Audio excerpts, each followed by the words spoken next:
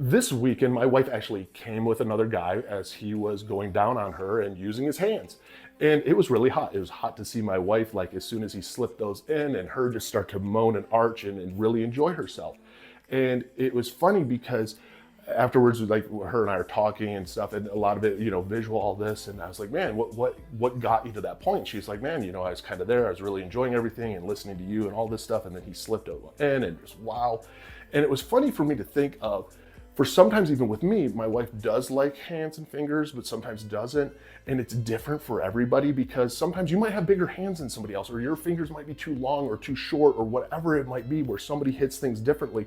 And that is the fun thing about this lifestyle, is to experience different things. And you can't get jealous. Can't have insecurities on this stuff. And I think, it's amazing how many guys will reach out to me and be like, hey, do you get insecure about some of this stuff? And I'm like, no, because like all of our bodies are different. Like, yes, there are guys that are bigger than me. There's guys that are smaller than me. There's guys that have bigger hands than me. There's guys that have smaller hands than me. I'm 6'3". I'm a big dude. There's guys that are a little bit bigger than me. There's guys that are shorter than me. They're all different shapes and sizes. And that's the fun thing about it, is experimenting, playing with all the different shapes and sizes. Because why not? That's what this lifestyle's about. I'm not looking at replacing my partner, but I'm looking at having different experiences with my partner. And so ultimately, when it comes into this lifestyle, is remember, there's certain things that people might be able to do to get a different reaction or a different thing from your partner that you might not be able to sometimes.